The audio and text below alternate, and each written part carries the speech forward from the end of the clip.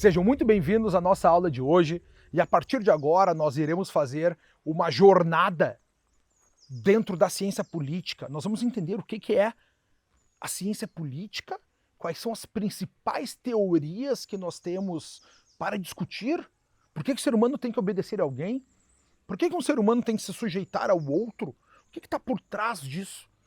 E principalmente para nós fazermos os primeiros passos dentro da nossa jornada, nós temos que entender quais são os principais conceitos que nós temos no nosso dia a dia, nas relações dos seres humanos, na nossa relação com o Estado, na nossa relação com quem domina nossas vidas, com quem dita o que eu posso fazer, o que eu não posso fazer, nessa relação de mando e obediência entre a coisa pública, entre o poder público e os seus subordinados, os cidadãos, nós, os pagadores de impostos.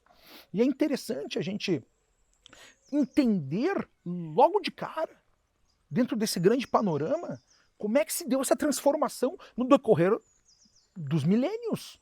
Como é que a gente saiu daquela ideia, daquela concepção de democracia inicial que nasce lá na Grécia Antiga e como é que a gente chega nos dias de hoje? Em um mundo onde a gente tem uma batalha de conhecimento, uma batalha de visões de mundo, muitas vezes antagônicas.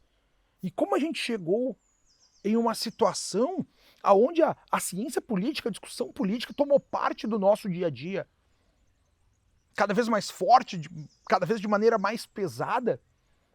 Então a grande visão que nós vamos ter durante os nossos passos a partir de agora vai ser entender, captar essas grandes transformações, porque desde aquela época, se o ser humano, no início das suas tribos, enquanto viveram, tinha os seus líderes que se tornaram os futuros reis, os futuros imperadores, os futuros monarcas, os futuros tiranos, toda essa concepção que o poder tinha que estar na mão de uma pessoa, ela se transformou. Hoje em dia nós temos no mundo, na civilização ocidental como um todo, na sua imensa maioria dos países, a democracia, o poder do povo, essa vontade generalizada de cada cidadão de cooperar com o futuro da sua nação, com o futuro da sociedade, com o futuro da sua comunidade. Agora, isso é bom ou é ruim?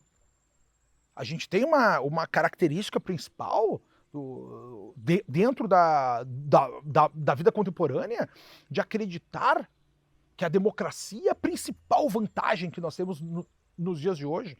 E é nesse ponto que eu quero trazer para vocês esse questionamento. Então o que nós vamos fazer a partir de agora?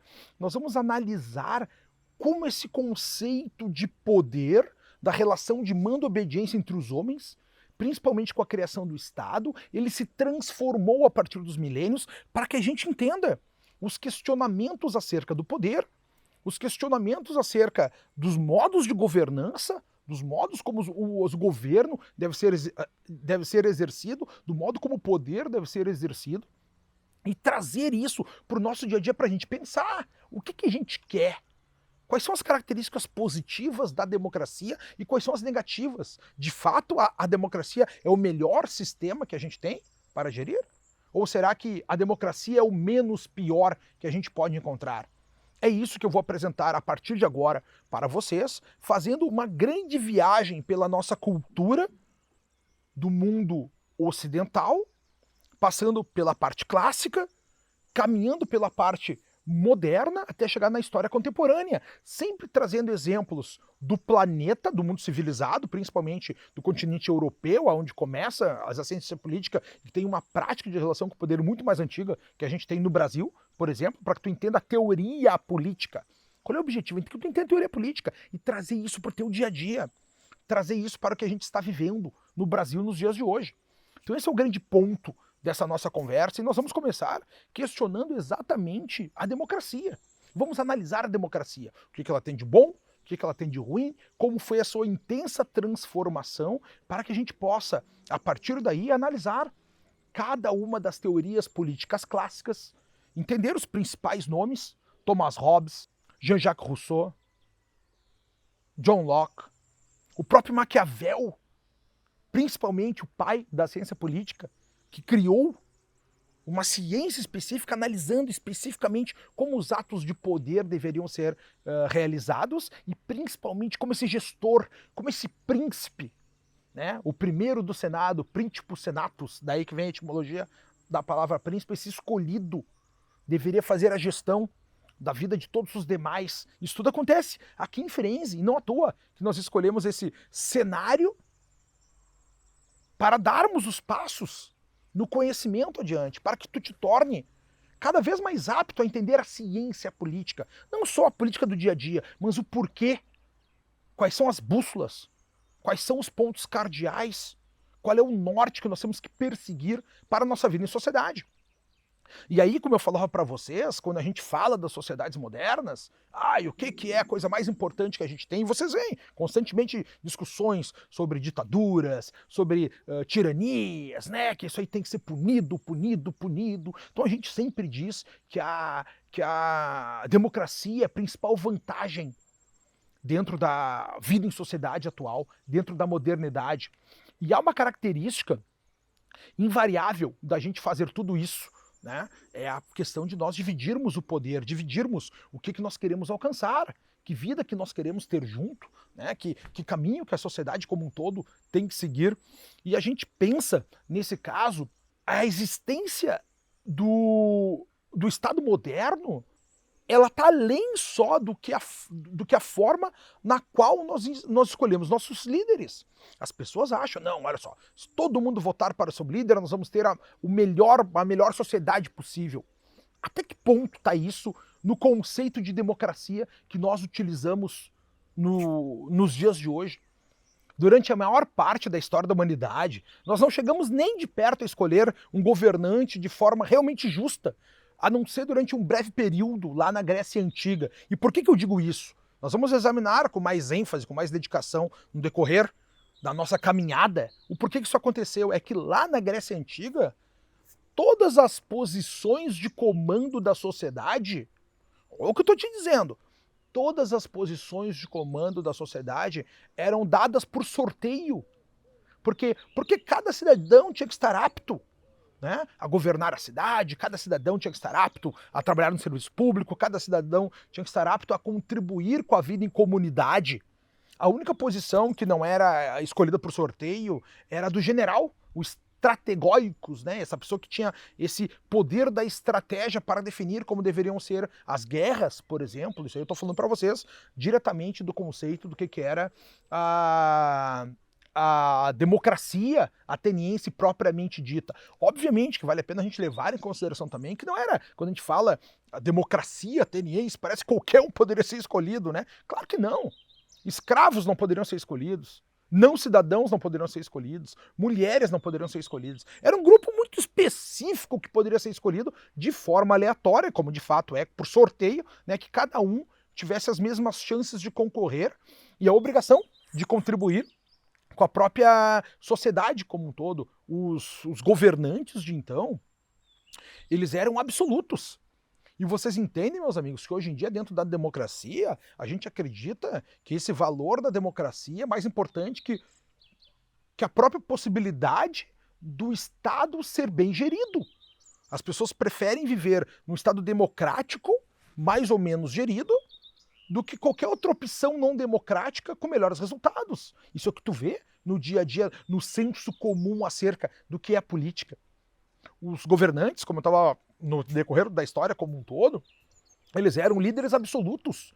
A sua palavra de qualquer um dos governantes depois, né, da Grécia Antiga, como a gente tem, daí nós já passamos, por exemplo, para o Império Romano, né, os próprios tiranos dentro da Grécia. E tirano não quer dizer que ele seja alguém ruim, entendeu? Ele é a pessoa que era o responsável, assim como os estrategóicos, né? Ele era o responsável por fazer a gestão da sociedade nas diferentes cidades-estados lá na Grécia. Na Grécia, sabe, não era o império, né? Ela era a Liga de Delos. Nós tínhamos as principais cidades-estados, todas unidas, né? E elas tinham cooperação, mútua cooperação contra os inimigos comuns, né? Na dimensão do crescimento das suas áreas, das suas colônias, porque como a Península Ática, a Tessalônica, o Peloponeso, a principal região ali da Grécia, né, ela era difícil, tipo, era muito árido para produzir ali. Então eles tinham diversas colônias nos outros lugares para trazer seus suprimentos para a própria sociedade. Daí, no século I, século II, depois de Cristo, o Império Romano toma conta, né, e aí a gente tem um poder como ele é entendido hoje, porque para os romanos o poder, o exercer o poder militar, a fama, o prestígio unitário desse líder era extremamente importante, e é por isso que eles eram absolutum, né? O poder era absolutum. Absolutum significa o quê? Fora da matéria, né? Abdução, vai para fora, foi abduzido, foi tirado daqui, uma condução para fora, né? Aborígene, lá da Austrália, porque eles estavam antes do descobrimento, fora da origem, aborígene, eles já estavam no próprio território australiano. Só falar um pouco de etimologia, que é importante para a gente entender o que está acontecendo. Então o poder do rei, ele era absoluto, quase como se ele fosse um deus. A palavra dele não poderia ser contrariada. Os seus poderes não tinham como ser controlados. E os mandatos dele não tinham como ser reduzidos. Tu não tinha como fazer o impeachment do rei. Né? Tu não tinha como fazer o impeachment do imperador. Não existia esse tipo de coisa. E os reis, inclusive, como eu já falava para vocês, eles alegaram que os próprios deuses tinham escolhido eles, que os próprios deuses tinham designado a sua necessidade de ser o dirigente, sua obrigatoriedade de ser o monarca. Vocês compreendem isso? Ou seja, se tu questionasse as palavras desse rei, seria duas coisas ao mesmo tempo. Seria uma traição contra o poder real, né? Um ataque à monarquia, um ataque ao líder e ao mesmo tempo uma blasfêmia. Tu estaria agindo contra os teus deuses. Tu consegue enxergar tudo isso? Então, meus amigos, em relação a esses monarcas, esses autócratas, não deveria haver qualquer espécie de limitação, nenhum tipo, a qualquer um dos governantes do povo. Somente Deus é que poderia decidir se um governante haveria sido justo ou injusto. Por exemplo, olha o absurdo do que a gente vivia até para nós hoje, né? Vendo a democracia. Por que a gente tem que fazer essa jornada, esse passo a passo, logo no início da nossa caminhada? Porque nós temos que olhar o presente com os olhos do passado para assim enxergarmos o futuro. Uma frase clássica. E hoje é muito fácil a gente olhar o passado com os olhos do presente, né? Pô, é um absurdo, né? Só Deus vai julgar se o governante foi justo ou injusto. Para nós, hoje em dia, dentro da modernidade, da civilização ocidental, não faz muito sentido. Por exemplo, o Luís XIV da França, ele dizia que tinha um anjo que pairava sempre sobre a sua cabeça, dizendo o que ele tinha que fazer, né? A voz de um anjo sussurrou no meu ouvido. Era isso que Luís XIV fazia na França. Por exemplo, Charles II, né, o Carlos II da Inglaterra, perdeu sua cabeça, mas ele dizia para o seu povo que a sua ascensão ao poder, ele foi um resultado de um mandato do céu. Foi um Deus que mandou ele fazer isso, né? E ele ouviu isso desde que ele era criança. Ele foi um escolhido pelos deuses. Mesma coisa, quem falava a mesma coisa, o Luís XV. Luís XV falou que ele tinha recebido uma autoridade divina para domesticar a nação. Domesticar a ação. Então, meus amigos, a gente dá esse salto, né, para entender as características de cada um desses períodos. Nosso objetivo é um panorama. Né? Nós vamos fazer uma passagem, uma bela paisagem, para nós enxergarmos o que nós temos, as características de cada ponto. Esse é o nosso objetivo aqui, né? Passando essa parte dos hábitos absolutistas, quando é que a coisa começou a se transformar? Quando é que o povo saiu que o poder saiu de alguém e começou a caminhar para mais pessoas? Isso aí começa a acontecer na segunda metade do século XVIII, né? 1750, tá? 1748. A tolerância da humanidade contra essa obediência nos seus líderes, essa obediência cega aos seus líderes começou a desmoronar. Tem a Revolução Francesa, por exemplo, né? 1789.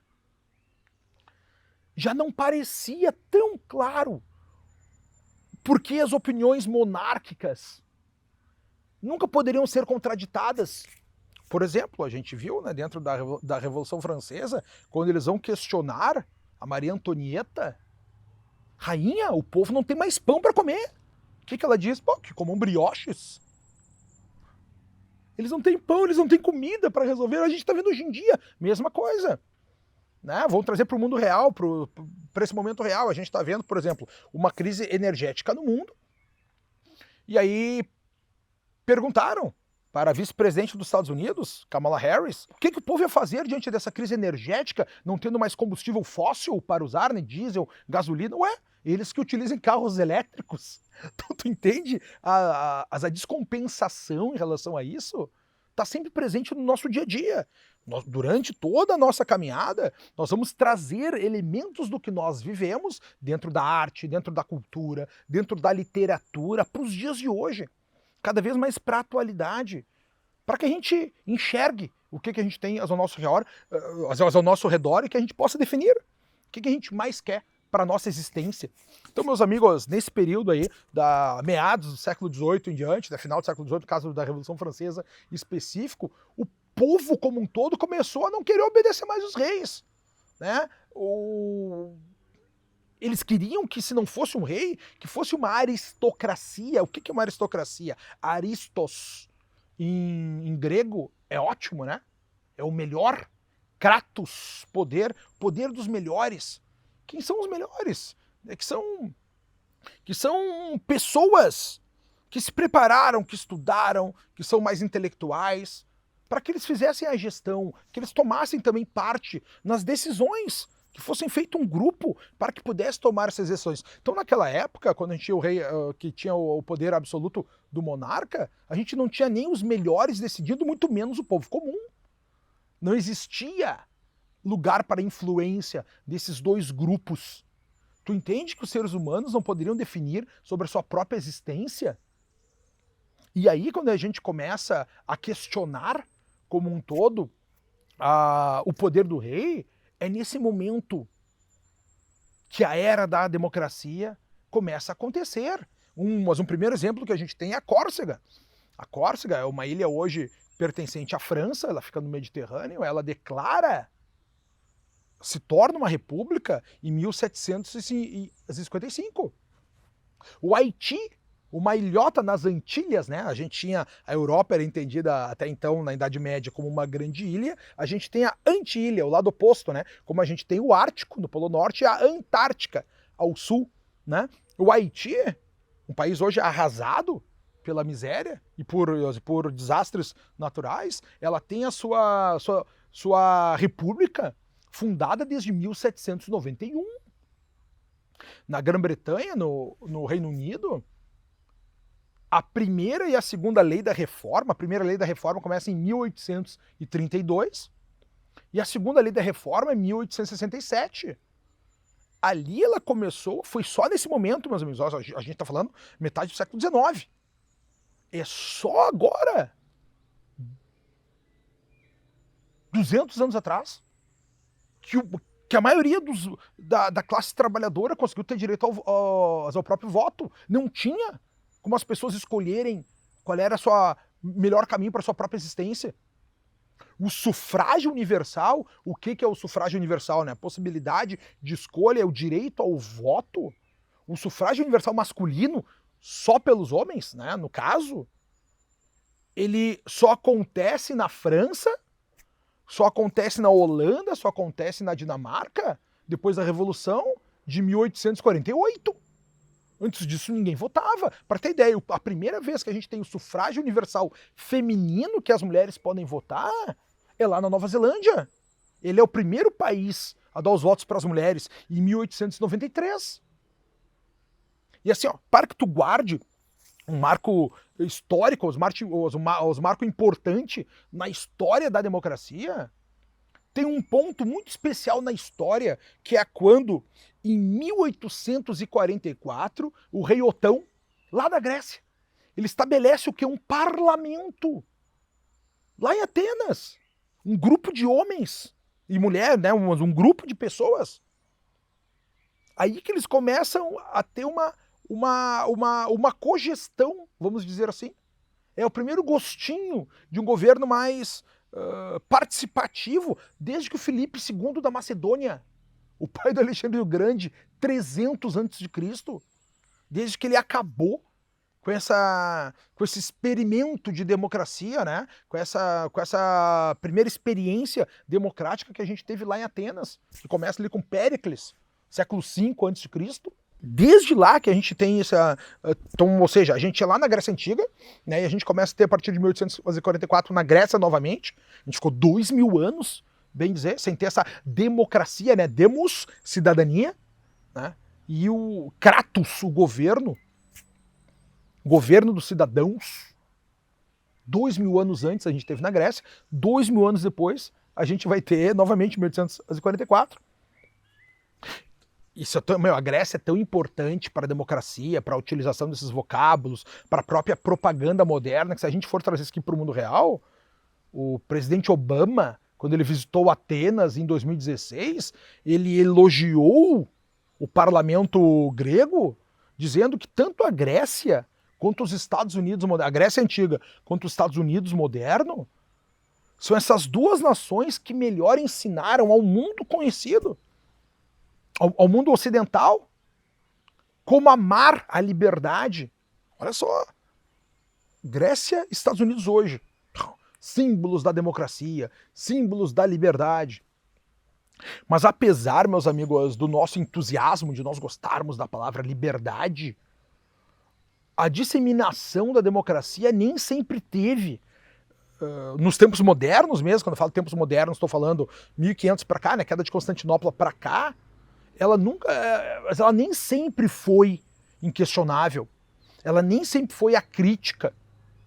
Os estudiosos da ciência política, como um todo, os analistas políticos também, há muito tempo a gente vem acompanhando essa marcha da humanidade em direção a formas mais democráticas de governo. A gente está vendo que está indo cada vez para a maneira mais...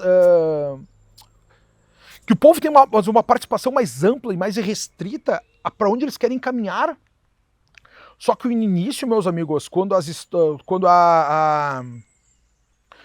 ideias democráticas começaram a surgir, quando elas começaram a ser mais populares, né, o povo começou a entender mais o que estava acontecendo, aquelas pessoas que se beneficiaram para chegar ao poder, né, acabaram se tornando mais intransigentes. Tu vê, começou a acontecer dentro da democracia. O que é isso que a gente começa a ter? Sai do poder absoluto do rei, né? Começa a ir para formas de democracia, ou aristocracia, ou parlamentos, ou o povo tendo voz sem gerência. O que eu estou trazendo para vocês aqui, cara, é uma visão genérica do que está acontecendo para que a gente possa aprofundar mais adiante. Eu quero que tu compreenda isso aqui. Olha o que a gente começou a ter. Tinha o poder absoluto. O rei é morto, corta a cabeça, o povo ganha o poder. Daí, através desse povo ganhando poder, o seu líder, quando chega no poder, ele começa a querer acabar com a democracia de novo para ele ficar mandando. A velha ordem, o que toma o poder, ele se torna cada vez mais intransigente. Se a gente for observar na história como um todo, a gente tem a Revolução Francesa, em 1789, 14 de julho de 1789, a queda da Bastilha. Napoleão vem depois. Napoleão tem 27 anos, ele domina a Europa. Depois que nós temos a Revolução Francesa, igualité, fraternité e solidarité.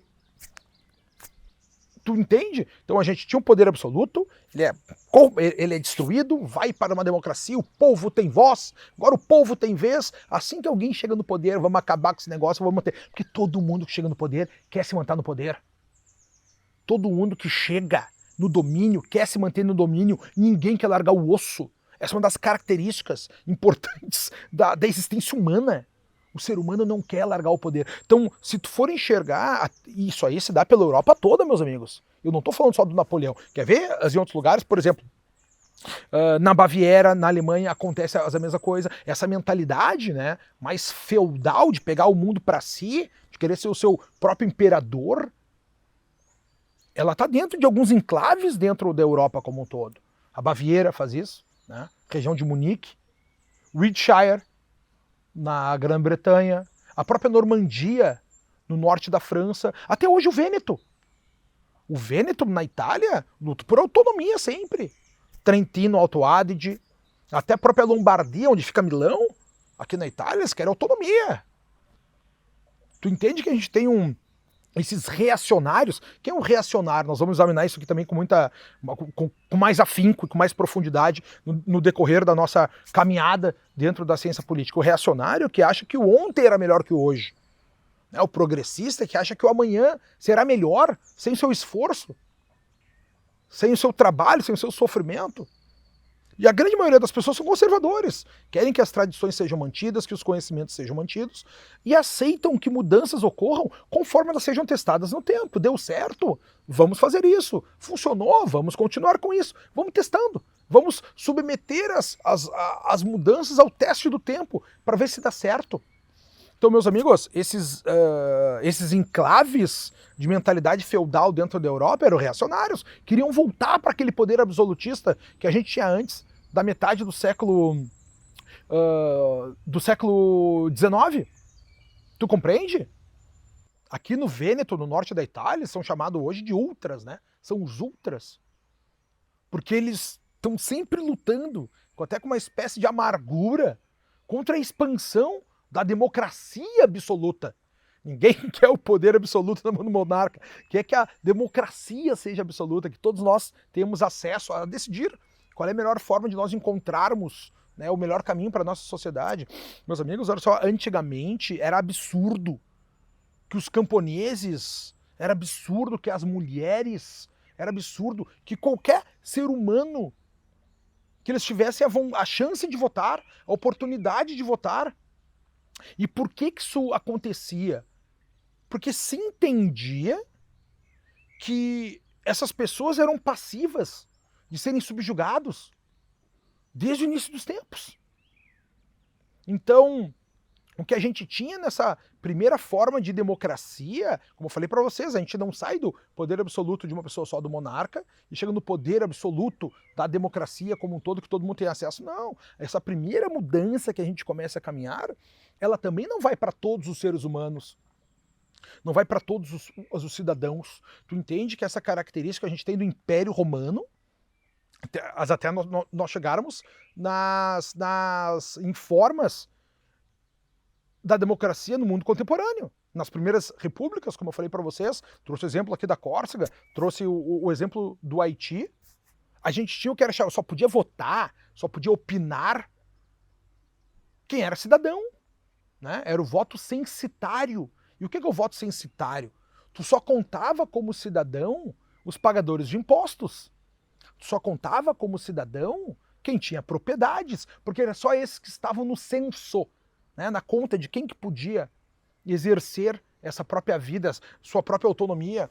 Então, só votavam ali os homens proprietários de terra. Isso aí desde a Grécia. Na Grécia a gente fala democracia, democracia, democracia, mas não eram todos que tinham acesso. Tanto que o Sócrates, bom, nós vamos conversar mais sobre isso aí, vamos deixar tudo no seu tempo certo.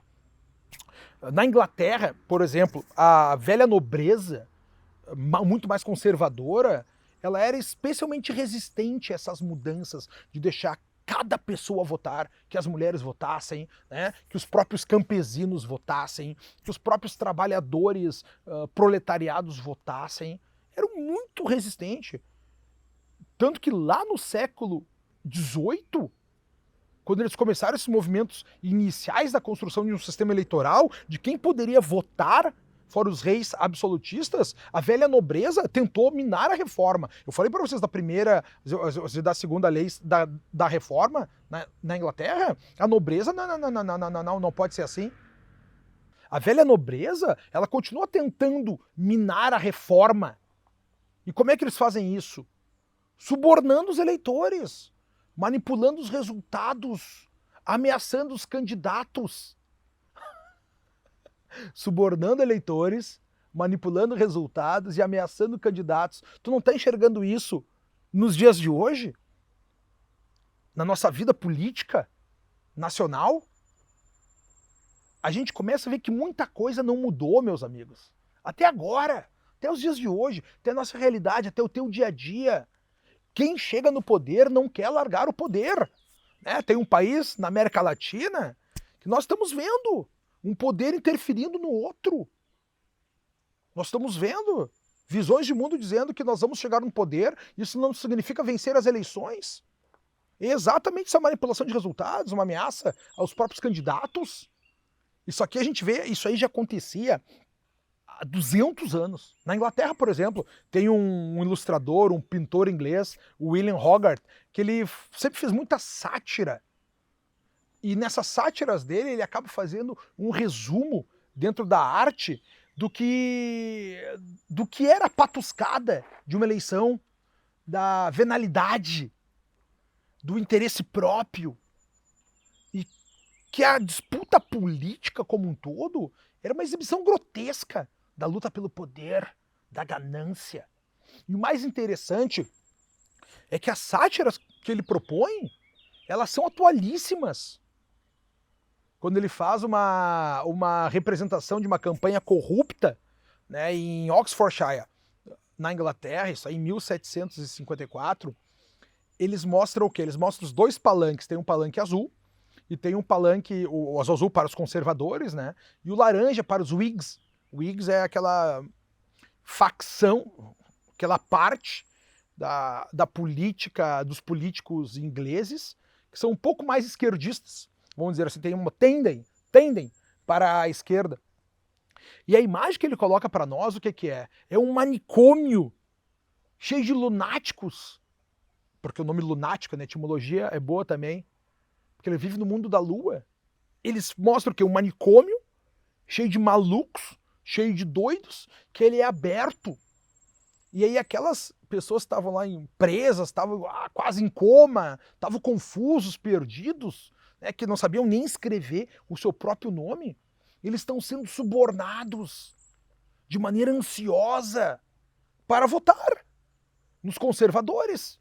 Porque é uma sátira política, ele coloca os dois lados, né? Os conservadores e os Whigs nessa imagem. E aí os Whigs, o que eles estão fazendo? Eles estão trocando votos por dinheiro. Eles estão comprando votos, subornando, eles estão trapaceando as eleições, os dois lados. Olha o que ele está mostrando para nós. Ele está mostrando para nós que não existem santos. Que não existem santos no mundo político. Todo mundo quer o poder e faz qualquer coisa para chegar ao poder. É o que o Maquiavel vai acabar nos ensinando diretamente daqui de Firenze, diretamente daqui de Florença, o berço da ciência política. Numa outra imagem, ele coloca ainda, numa outra parte ali da sátira visual dele, ele coloca uma senhora, né? Tem uma senhora ali, que a senhora, quem é essa senhora? Ela é a Grã-Bretanha, né? Ela é o Reino Unido.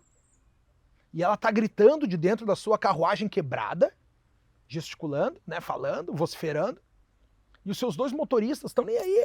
Os motoristas da carruagem estão nem aí.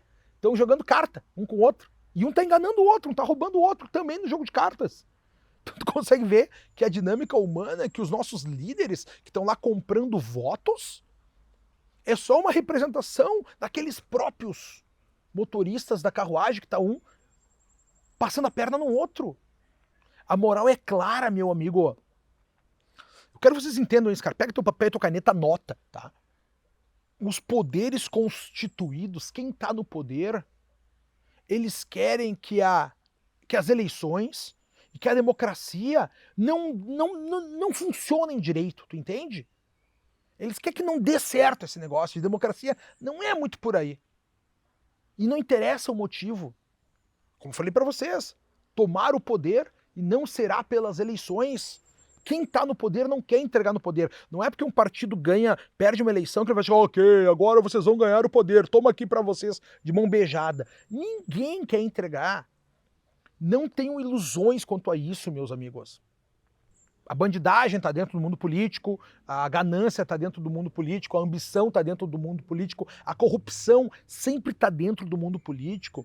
Mas, no entanto, meus amigos, analisando a história da democracia, o pensamento acerca da democracia, existem motivos muito mais nobres para se opor à própria democracia. Olha o que eu vou dizer para vocês, olha só, a democracia é o que a gente tem, é o que a gente aprendeu a respeitar, é o que a gente acha que é o menos, se não é o melhor, é o menos pior sistema de governo, mas a gente tem críticas pesadas contra ela, né? A gente tem que ter essa percepção de maneira muito clara na nossa vida. E à medida que for acontecendo essas reformas democráticas, conforme elas foram se acelerando, conforme elas foram pegando esse ritmo de expansão por toda a civilização, em muitos países os membros dessa antiga aristocracia, ou que seja a nobreza em muitos lugares, né? A aristocracia, já falei, o poder dos melhores, né? Ou a nobreza do que era escolhido, né? Os representantes como um todo, eles começaram a redescobrir um amor pela Idade Média. Eles começam a apontar para a devoção, mesmo altruístas, que esses reis tinham para com seu povo. Essa devoção, esse cuidado galanteador demonstrado pelos cavaleiros, pela grande nobreza, pelos cavaleiros, né? O cuidado que eles tinham com os reis, com as rainhas, com seus títulos nobiliários. E esse apreço deles pelos reis, pelas rainhas, pela pompa da nobreza, mesmo enquanto os promotores da democracia enfatizavam o direito de todas as classes, né, defenderem os seus próprios interesses nas urnas, através do sufrágio, esses novos monarquistas que tinham essa mentalidade medieval, eles falavam do espírito de sacrifício, do espírito amoroso, que seus ancestrais, né, porque eles se achavam também dentro dessa nobreza, né, que eles haviam demonstrado pelo povo, e assim como demonstrado pelos próprios governantes. Aqueles ancestrais medievais deles, eles comentam, né, dentro dessa divisão, dessa defesa da monarquia, que eles não queriam ser livres. O que eles queriam era servir. O objetivo do ser humano não era a liberdade, era servir, era ser útil ao seu país, à sua terra, ao seu rei, né, aos mais nobres preceitos morais. E certamente, o que eles querem dizer com isso é que certamente esse chamado para servir a sua pátria, servir ao seu rei, né, ao seu império, ele era muito mais admirável do que simplesmente ter liberdade. Esse era o principal argumento deles. E para expressar o seu próprio compromisso com essa ideia de nobreza, com essa ideia dos reis, com essa ideia da realeza como um todo, muitos aristocratas, eles começaram a encomendar o quê? E aí é importante a gente analisar a história da humanidade mais uma vez, vendo essas características, que muitos deles, caras, eles começaram a encomendar quadros de si mesmos, né? Cara, nós estamos falando já da idade contemporânea. Eles estavam vestidos como se eles fossem de uma família medieval, né, em trajes medievais. As lojas que vendiam essas cópias das armaduras antigas começaram a abrir por toda a Inglaterra. Hoje, cara, onde tu caminhar, em qualquer centro turístico da Europa, tu vai encontrar essas lojas de armaduras medievais, de capacete dos espartanos, né? As espadas, tu vai encontrar. Vai encontrar em Londres, vai encontrar em Atenas, vai encontrar em Toledo, na Espanha, famosa por conta disso. Todas essas cidades, essa volta à vida medieval, né? Essa revisita. E essa é uma tendência, cara, que a gente começa a ver também dentro do próprio Brasil. A gente observa nos dias de hoje, existe essa onda monarquista. Né? Observe aí, tu vai ver, se tu analisar a política como um todo, tem pessoas que defendem a monarquia. E se tu observar de perto o que está acontecendo, é a mesma coisa que aconteceu no Reino Unido há 200 anos atrás. Essa adoração pelos símbolos antigos, né? Uma retomada e uma aparência ultrapassada. Os bigodinhos, usam os bigodinhos, os bigodes. Bigodão normalmente, bigodão, né? Dobradinho. Isso aqui é como Dom Pedro usava, o bigode dele, eu vou usar ele igual. Ok, cada um faz o que quer, né, da sua vida, cada um tá... Mas tu tá vendo que a gente tá nessa mesma tendência. Isso aconteceu lá na Inglaterra de 200 anos atrás, tá acontecendo hoje no Brasil. Né, usam gravatas especiais, né, os ternos com fora de moda, umas coisas fora de moda, umas abas largas, umas bandeiras do Império. Meu, olha só, tu vê bandeiras do Império hoje, manifestações nas ruas, a bandeira imperial, né, sendo adorada. Muitos deles adoram a Inglaterra, adoram o Portugal antigo, aquele Portugal, né, do Dom Henrique, né, a Inglaterra, rainha maravilhosa, rainha. Adoram a monarquia como um todo, gostam dessas monarquias como um todo, E até mesmo hoje em dia o que tu vê é uma propaganda de uma religiosidade exacerbada, né? Como se eles fossem cavaleiros templários. Não, nós gostamos e acreditamos nisso tudo. Os caras estão voltando para aquela ideia de que o monarca era escolhido por Deus. Tá, mas voltemos aqui ao Reino Unido, aqui, voltemos para a história. Voltemos para a Escócia, inclusive, lá em 1839. Tinha um político. Mas essa história é uma história engraçada que eu quero trazer para vocês, para tu ver o absurdo dessa revisita a preceitos reacionários, tá? Tinha um aristocrata, né? Ele era um político conservador, que era o Archibald William Montgomery, né? Ele é o 13º conde de Eglinton. Meu, olha o que esse cara fez, mas esse cara organizou uma justa é aquela disputa dos cavaleiros com as suas lanças, né? Uma justa, para ver, né? Uma justa medieval na sua propriedade, lá no castelo de Ellington. Meus amigos, estão falando isso aí há menos de 200 anos atrás. O cara estava voltando algo lá completamente medieval. E por que ele organizou essa justa, essa disputa de cavaleiros, tal? Porque ele lamentava que essa pompa da aristocracia, né? Toda essa pompa e circunstância, emblemas, insígnias, escudos, roupas, perucas, bigodinhos, né? Roupinhas, gravatinhas, que tudo isso tinha acabado, que tudo estava desaparecendo da vida nacional por causa de um espírito emergente. E qual era esse espírito emergente que ele estava falando? Era a economia de gastos da própria rainha Vitória. A rainha Vitória, conhecida como austera, tanto que na própria arquitetura inglesa, qual é o período vitoriano? É essa parte que a gente tem essas construções muito mais fechadas, muito mais maciças, muito mais duras, com as janelas bem harmônicas, mas pequenas, austeras, duras. Vocês compreendem? Essa é uma característica, né? E tanto que a própria rainha Vitória foi conhecida como o coração de um centavo, porque ela não se preocupava com esses gastos. E a aristocracia estava brava por esse motivo, né, meus amigos? O que acabou acontecendo, então, que daí para os preparativos dessa justa começarem, teve um ano de preparação. E ele convidou os 150 cavaleiros para que se reunissem numa antiga loja de armaduras, de espadas, lá na Bond Street, em Londres, né? E aí eles se reuniram todos e eles praticaram, né, durante muitos meses, né, num jardim de um pub, né, no norte de Londres ali. Aí os cavaleiros chegaram, quando eles chegaram lá na propriedade do conde, onde seria essa festa, tinha 100 mil pessoas para assistir numa tenda construída especial, onde havia senhoras, né, ladies, madame, vestido com seus vestidos bordados, todo mundo com a sua bengalinha ali moderna, né, porque eles recriaram essas cenas de equitação, eles queriam recriar essas cenas de bravura e de coragem, né? Só que a história toda eu te conto para te dizer que a neta desse conde, ela, nas suas memórias, ela escreve que a maior parte da riqueza da família foi desperdiçado exatamente naquele evento. Eles quebraram.